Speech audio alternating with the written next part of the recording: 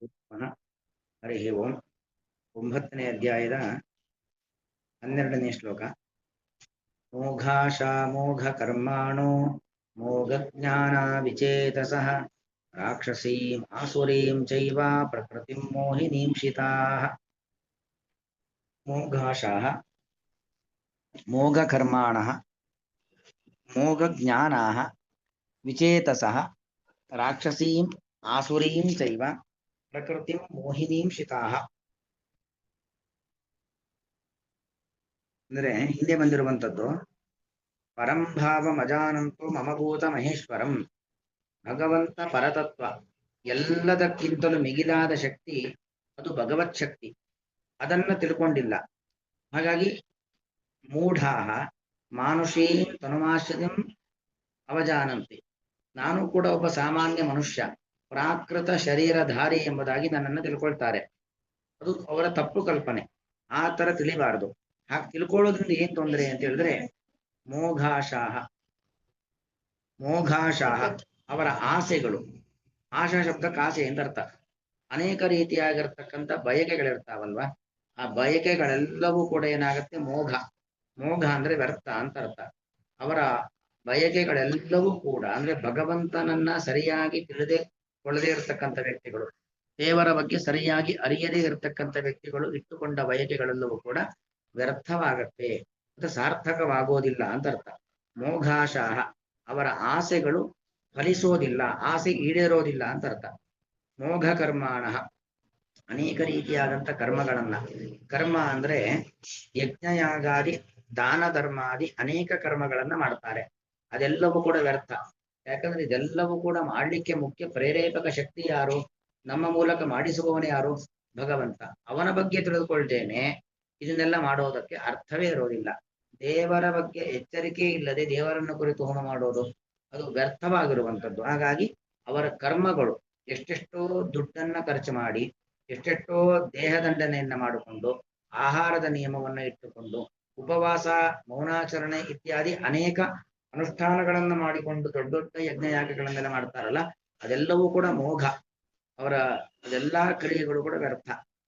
ಮತ್ತು ಮೋಘಜ್ಞಾನಾಹ ಮೋಘಜ್ಞಾನಾಹ ಅದರ ಅರ್ಥ ಏನು?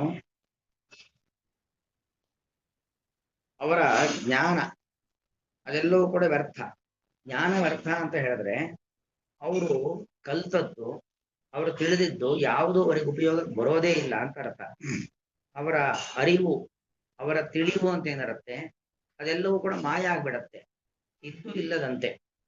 ಈಗ ನಮ್ಮ ಹತ್ರ ಯಾವುದೇ ಒಂದು ಸಂಪತ್ತಿರಲಿ, ಅದು ಇದ್ದ ಮಾತ್ರಕ್ಕೆ ಸಂಪತ್ತಲ್ಲ, ಇದ್ದದ್ದು ಸರಿಯಾದ ಸಂದರ್ಭಕ್ಕೆ ನಮಗೆ ಉಪಯೋಗಕ್ಕೆ ಬರಬೇಕು, ಆಗದು ಸಂಪತ್ತು. ಎಷ್ಟೇ ತಿಳುವಳಿಕೆ ಇದ್ರೂ ಕೂಡ ಆ ತಿಳುವಳಿಕೆ ಸಮಯಕ್ಕೆ ಸರಿಯಾಗಿ ಸಮಯ ಸ್ಫೂರ್ತಿಯೊಂದಿಗೆ ನಮಗೆ ಉಪಯೋಗಕ್ಕೆ ಬರಬೇಕು, ಆಗದು ಸಾರ್ಥಕ.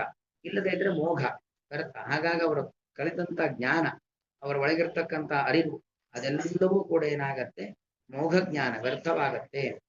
ಅಂದ್ರೆ ಮೌಢ್ಯ, ಮೌಢ್ಯದಲ್ಲಿ ಇದ್ದು ಬಿಡ್ತಾರೆ. ಮಿಥ್ಯಾಜ್ಞಾನ, ಸುಳ್ಳನ್ನ ಸತ್ಯ, ಸತ್ಯವನ್ನ ಸುಳ್ಳು ಎಂಬುದು ತಿಳ್ಕೊಳ್ತಾರೆ. ವಿಚೇತಸಃ, ವಿಚೇತಸಕ್ಕೆ ಅರ್ಥ ಏನಂದ್ರೆ ವಿರುದ್ಧ ಮನಸ್ಸು. ವಿಚೇತಸಃ ವಿರುದ್ಧ ಮನಸ್ಸು ಇದ್ದವರಾಗ್ತಾರೆ ಅಂತ ಅರ್ಥ. ವಿರುದ್ಧ ಮನಸ್ಕರಾಗ್ತಾರೆ, ಸತ್ಯಕ್ಕೆ ವಿರುದ್ಧವಾಗಿ, ಒಳ್ಳೆಯದಕ್ಕೆ ವಿರುದ್ಧವಾಗಿ ಈ ರೀತಿಯಾಗಿ ಬಿಡುತ್ತಾರೆ, ವಿಚೇತಸರಾಗ್ತಾರೆ. ರಾಕ್ಷಸೀಂ ಆಸುರೀಂ ಚೈವ ಪ್ರಕೃತಿ ಮೋಹಿನೀಂ ಶಿತಾಃ. ಅವರ ಸ್ವಭಾವ ಹೇಗಾಗತ್ತೆ ಅಂದ್ರೆ ರಾಕ್ಷಸ ಸ್ವಭಾವ, ರಾಕ್ಷಸ ಸ್ವಭಾವದಲ್ಲಿ ಇದು ಬಿಡುತ್ತಾರೆ. ಮೋಹಿನೀಂ ಪ್ರಕೃತಿಂ ಶಿತಾಃ ಮತ್ತು ರಾಕ್ಷಸೀಂ ಆಸುರೀಂ ಅಸುರ ಸ್ವಭಾವ. ಸುರ ಅಂದ್ರೆ ದೇವತಾ ಸ್ವಭಾವ, ದೇವತಾ ಸ್ವಭಾವಕ್ಕೆ ವಿರುದ್ಧವಾಗಿರತಕ್ಕಂತಹ ಒಂದು ಅಸುರ ಬುದ್ಧಿ, ರಾಕ್ಷಸ ಬುದ್ಧಿಯನ್ನ ಆ ವ್ಯಕ್ತಿಗಳು ಹೊಂತಾರೆ. ಎಷ್ಟೆಷ್ಟು ದೇವರಿಂದ ದೂರ ಆಗ್ತಾರೋ, ಎಷ್ಟೆಷ್ಟು ದೇವರಿಂದ ವಿಮುಖರಾಗ್ತಾರೋ ಅಷ್ಟಷ್ಟು ಅವರೇನಾಗ್ತಾರೆ ಸತ್ಯದಿಂದ ದೂರ ದೂರ ದೂರ ಆಗ್ತಾ ಹೋಗ್ತಾ ಇರ್ತಾರೆ. ಮೋಹಿನೀಂ ಶಿತಾಃ, ಮೋಹಿನಿ ಅಂದ್ರೆ ಅನ್ಯಥಾ ಜ್ಞಾನ, ಆ ಮೋಹಕ ಅಂದ್ರೆ ಎಲ್ಲವನ್ನೂ ತಪ್ಪೇ ತಿಳ್ಕೊಂಡಿರೋದು ಅಂತ ಅರ್ಥ. ಬುದ್ಧಿ ಭ್ರಮಣೆ ಆಗಿದೆ ಅಂತಾರಲ್ಲ, ಹಾಗೆ ಆ ಬುದ್ಧಿ ಭ್ರಮಣೆಯನ್ನ ಆಶ್ರಯಿಸಿಕೊಂಡಿರ್ತಕ್ಕಂಥವರು. ಭಗವಂತ ಜ್ಞಾನಾನಂದ ಸ್ವರೂಪ, ಭಗವಂತನಿಗೆ ಪಾಂಚಭೌತಿಕವಾದ ಶರೀರ ಇಲ್ಲ, ಇದು ವಾಸ್ತವ.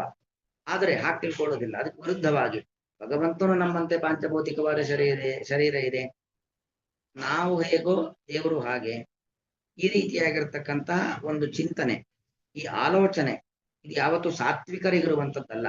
ರಾಜಸರಿಗೆ ತಾಮಸರಿಗೆ ಇಂಥ ಒಂದು ಚಿಂತನೆ ಇರುತ್ತೆ. ದೇವರು ಕೂಡ ನಮ್ಮಂತೆ, ಅವನು ಕೂಡ ಪ್ರಾಕೃತ, ಅವನಿಗೂ ಪಾಂಚಭೌತಿಕವಾದ ಶರೀರ ಇದೆ, ಅವನಿಗೂ ಹುಟ್ಟು ಸಾವುಗಳಿದ್ದಾವೆ, ಅವನಿಗೂ ದುಃಖದ ಮಾನಗಳಿದ್ದಾವೆ, ಅವನಿಗೂ ಆಸೆ ಆಕಾಂಕ್ಷೆಗಳಿದ್ದಾವೆ. ದೇವರ ಬಗ್ಗೆ ನಾವು ಹೇಗೋ ದೇವರು ಹಾಗೆ ಅಂತ ಯಾರು ಆಲೋಚನೆ ಮಾಡ್ತಾರೋ ಅವರು ಮಾಡುವಂತಹ ಪ್ರತಿಯೊಂದು ಕಾರ್ಯವೂ ಕೂಡ ವ್ಯರ್ಥ. ಅವರಲ್ಲಿ ಇರತಕ್ಕಂಥ ಜ್ಞಾನ, ಅವರ ಆಸೆ ಆಕಾಂಕ್ಷೆಗಳು, ಅವರು ಮಾಡುವಂತಹ ಯಜ್ಞ ಯಾಗಾದಿಗಳು, ಯಾವುದೇ ರೀತಿಯಾಗಿರ್ತಕ್ಕಂಥ ಅಧ್ಯಾತ್ಮ ಮಾರ್ಗದಲ್ಲಿ ಅವರ ಪಯಣಗಳು ಅಂತೇನಿದ್ದಾವೋ ಅದೆಲ್ಲವೂ ವ್ಯರ್ಥವಾಗತ್ತೆ. ಅವರ ಎಲ್ಲಾ ರೀತಿಯಾಗಿರ್ತಕ್ಕಂಥ ಚಿಂತನೆಗಳು ಸುಳ್ಳಾಗತ್ತೆ. ಹೀಗೆ ಎಲ್ಲವೂ ವ್ಯರ್ಥವಾಗಿರುವಂಥದ್ದು. ಮುಖ್ಯವಾಗಿ ನಾವು ಭಗವಂತನ ಬಗ್ಗೆ ಸರಿಯಾಗಿ ತಿಳ್ಕೊಳ್ಬೇಕು.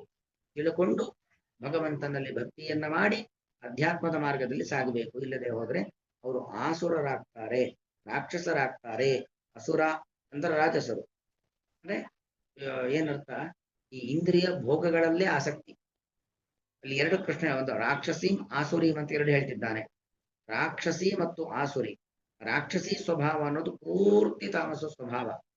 ಬರೀ ವಿಷಯ ಪದಾರ್ಥಗಳನ್ನ ಅನುಭವಿಸ್ಬೇಕು, ಸತ್ಯಕ್ಕೆ ವಿರುದ್ಧವಾಗಿ ಇರಬೇಕು, ಭಗವದ್ಭಕ್ತರನ್ನ ದ್ವೇಷಿಸಬೇಕು, ಭಗವದ್ಭಕ್ತರನ್ನ ಹಿಂಸಿಸಬೇಕು, ಭಗವಂತನ ಬಗ್ಗೆ ವಿರುದ್ಧವಾಗಿ ನಾವು ಪ್ರಚಾರ ಮಾಡಬೇಕು. ಈ ಎಲ್ಲ ಸ್ವಭಾವ ರಾಕ್ಷಸ ಸ್ವಭಾವ. ಆಸುರಿ ಸ್ವಭಾವ ಅಂತ ಹೇಳಿದ್ರೆ ಆ ಭಗವಂತನನ್ನ ಭಗವದ್ಭಕ್ತರನ್ನ ದ್ವೇಷಿಸುವುದು, ಇದೆಲ್ಲದಕ್ಕಿಂತಲೂ ಮುಖ್ಯವಾಗಿ ವಿಷಯ ಪದಾರ್ಥಗಳ ಸಂಪರ್ಕ, ಅದರಲ್ಲೇ ಎದ್ದು ಬಿಡಬೇಕು. ಎಷ್ಟು ದಿವಸ ಇರ್ತೀವೋ ಅಷ್ಟು ಬದುಕಿದ್ದಷ್ಟು ದಿವಸ ಸುಖವಾಗಿದ್ಬಿಡೋಣ, ಮತ್ತೆ ಈ ದೇಹ ಖಂಡಿತವಾಗಿ ಬರೋದಿಲ್ಲ. ಹಾಗಾಗಿ ಇದ್ದಷ್ಟು ದಿವಸ ಯಾವತ್ ಜೀವಂ ಸುಖಂ ಜೀವೇತ್, ಎಷ್ಟು ದಿವಸ ಬದುಕಿರ್ತೀವೋ ಅಷ್ಟು ದಿವಸ ಹೇಗಾದ್ರೂ ಸುಖವಾಗಿ ಬದುಕೋಣ. ಸಾಲ ಮಾಡಿ ಆದ್ರೂ ಸರಿ, ಮತ್ತೊಬ್ಬನ ತಲೆ ಹೊಡೆದ್ರಾದ್ರೂ ಸರಿ, ಮೋಸ ಮಾಡಿ ಆದ್ರೂ ಸರಿ, ನಾವು ಸುಖವಾಗಿರ್ಬೇಕು ಅನ್ನೋ ಒಂದು ಭಾವನೆಯನ್ನ ಹೊರುವಂಥದ್ದು ಆಸುರಿ ಸ್ವಭಾವ. ಅಂತ ಎರಡೂ ಕೂಡ ಕೆಟ್ಟದ್ದು. ಒಂದು ಕೆಟ್ಟದ್ದು, ಇನ್ನೊಂದು ಅತ್ಯಂತ ನೀಚವಾದದ್ದು. ಈ ಒಂದು ಸ್ವಭಾವದಲ್ಲೇ ಶಾಶ್ವತವಾಗಿದ್ದು ಬಿಡುತ್ತಾರೆ. ಈಗ ನೀಚ ಸ್ವಭಾವದಲ್ಲೇ ಇರ್ತಾರೆ ಅಂದ್ರೆ ಅವರಿಗೆ ಅತ್ಯಂತ ಅನರ್ಥಗಳೇ ಆಗ್ತಾ ಇರ್ತಾರೆ.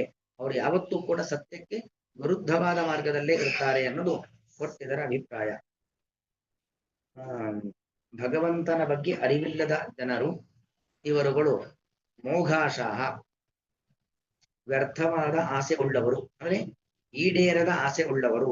ಮೋಘ ಕರ್ಮಾಣ, ಫಲ ರಹಿತವಾದ ಕರ್ಮ ಮಾಡುವವರು, ಅಂದ್ರೆ ಅವರ ಕರ್ಮಗಳೆಲ್ಲವೂ ಕೂಡ ವ್ಯರ್ಥ ಅಂತ ಅರ್ಥ. ಮೋಘ ಜ್ಞಾನ, ಅವರ ಅರಿವು, ಅವರ ತಿಳಿವೆಲ್ಲವೂ ಕೂಡ ಮಾಯವಾಗುವುದು, ನಾಶವಾಗುವುದು. ವಿಚೇತಸಃ, ಅವರಿಗೆ ವಿರುದ್ಧವಾದ ಮನಸ್ಸು. ವಿ ಅಂದ್ರೆ ವಿರುದ್ಧ ಅಂತ ಅರ್ಥ. ಅಥವಾ ವಿ ಅಂದ್ರೆ ವಿಗತ, ಅವರ ತಿಳಿಗೇಡಿಗಳಾಗಿಬಿಡುತ್ತಾರೆ. ತಿಳಿದಿದ್ದು ಗೊತ್ತಿದ್ದ ವಿಚಾರವನ್ನೆಲ್ಲ ಕೂಡ ಮರೆತು ತಿಳಿಗೇಡಿಗಳಂತೆ ವರ್ತಿಸುತ್ತಾರೆ. ಆ ರಾಕ್ಷಸೀಂ ಆಸುರೀಂ ಚೈವ ಪ್ರಕೃತಿ, ಅಂದ್ರೆ ರಾಕ್ಷಸಿ ಪ್ರಕೃತಿ, ಆಸುರಿ ಪ್ರಕೃತಿ ಅಂದ್ರೆ ಪೂರ್ತಿ ಸತ್ಯಕ್ಕೆ ವಿರುದ್ಧವಾಗಿರತಕ್ಕಂತಹ ಪ್ರಕೃತಿಯ ಸ್ವಭಾವವನ್ನು ಮೋಹಿನೀಂ, ಮೋಹಿನಿ ಶಬ್ದಕರ್ತ ಅಂದ್ರೆ ಏನು ಸತ್ಯಕ್ಕೆ ವಿರುದ್ಧವಾಗಿರುವಂತಹ ಮೋಹಕ, ಭ್ರಾಮಕವಾದ, ಬುದ್ಧಿ ಭ್ರಮಣ ಅಂತಾರಲ್ಲ ಹಾಗೆ ಮೋಹಿನಿ, ಬುದ್ಧಿ ಭ್ರಾಮಕವಾದ, ಬುದ್ಧಿ ಭ್ರಮಣೆಗೆ ಸಂಬಂಧಪಟ್ಟಂತಹ ರಾಕ್ಷಸೀಂ ಆಸುರೀಂ. ಅದು ಮೋಹಿನಿ ಅನ್ನೋದಕ್ಕೆ ವಿಶೇಷಣ. ಮೋಹಿನಿ ಅಂದ್ರೆ ಬುದ್ಧಿ ಭ್ರಾಮಕ ಅಂತ ಅರ್ಥ. ತಲೆ ಸರಿ ಇಲ್ಲದೆ ಇರುವವರು ತರಾಡ್ತಾರೆ ಅಂತ ಹೇಳಿದ್ರೆ ಹಾಗೆ ಬುದ್ಧಿ ಭ್ರಾಮಕವಾದಂತಹ ರಾಕ್ಷಸೀಂ ಆಸುರೀಂ ಚ ಪ್ರಕೃತಿಂ, ರಾಕ್ಷಸಿ ಮತ್ತು ಆಸುರಿ ರೀತಿಯಾಗಿರುವಂತಹ ಸ್ವಭಾವವನ್ನು ಹೊಂದಿದವರಾಗಿ ಶ್ರಿತಾಹ, ಆಶ್ರಯಿಸಿದವರಾಗಿ ಭವಂತಿ ಇರುತ್ತಾರೆ. ಮತ್ತು ರಾಕ್ಷಸಿ ಆಸರಿ ಸ್ವಭಾವವನ್ನು ಇಟ್ಟುಕೊಂಡಿರುತ್ತಾರೆ ಅಂದ್ರೆ ಅವರು ಬಹಳ ಕ್ಲೇಶದಲ್ಲಿ ಇರುತ್ತಾರೆ. ಮುಂದೆ ಮುಂದೆ ಮುಂದೆ ಮುಂದೆ ಅನೇಕ ರೀತಿಯಲ್ಲಿ ಕ್ಲೇಶವನ್ನೇ ಅನುಭವಿಸ್ತಾರೆ ಅನ್ನೋದು ಅಭಿಪ್ರಾಯ. ಅಲ್ಲಿ ದೇವರಿಗೆ ವಿರುದ್ಧವಾಗಿ ನಮ್ಮ ವರ್ತನೆ ಇರಬಾರದು. ಮೋಘಾಶಾ ಮೋಘ ಕರ್ಮಾಣೋ ಮೋಘ ಜ್ಞಾನ ವಿಚೇತಸಃ ರಾಕ್ಷಸೀಂ ಆಸುರೀಂ ಚೈವ ಪ್ರಕೃತಿಂ ಮೋಹಿನೀಂ ಶಿತಾಃ, ಪ್ರಕೃತಿಂ ಮೋಹಿನೀಂ ಶಿತಾಃ.